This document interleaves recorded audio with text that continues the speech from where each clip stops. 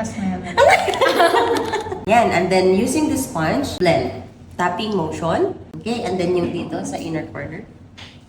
Tapping motion. Okay, wait lang, kinabahan ka ba? Hindi naman. Okay, and then i-blend mo lang siya. Medyo makapal, pero sige, blend mo lang using the sponge. As much as possible, kung ano lang yung dapat i-correct, doon lang tayo maglalagay ng product. Okay? Yung tapping motion, yan. Huwag mo masyadong ikalat, ha? Yung edges dito. Yan, edges dyan. Using green concealer para sa redness. So yan, lagyan mo to.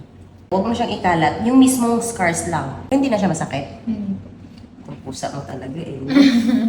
Okay, sige. Kuha ka pa para dito. Using the same shade concealer, tatakpan mo na yung mga orange, ganyan. Kukuha ka ng concealer. So, once naglagay ka na dito, itatap-tap mo lang siya kung saan yung area na kailangan, yung may mga orange. Okay? Bigyan mo tong concealer. Yan, ganyan. Tap mo lang siya talaga. Huwag mo siyang i-drag.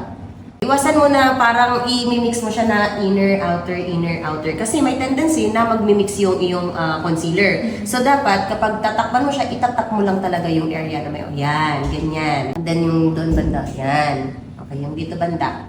Get the sponge, tapping motion, inner, outer. Pati itong mga nasa edges, yan, tap mo lang. Huwag mo siyang i-drag ha. Oops, huwag mo siyang i-drag. Tap lang. Lagyan mo ng konting pressure. And then, yung scars mo, yung mga green. Okay? And then, blend. Tapos, i-pinch mo yan. Huwag mo na siyang ibalik-balik dito kasi may tendency ma-overblend. So, magpipicture ulit yung ating tinakpan. So, i-pinch mo lang yung dulo niyan and then yung edges, yun lang yung i-blend mo. Yan mo na yung may mga green. So, i-blend lang until mawala yung mga harsh lines. Lagyan mo ng konting pressure. Careful sa kilay.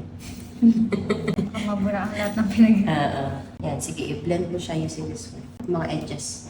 Tapos lagyan mo ng konting pressure para nag-blend mo siya agad. Alright.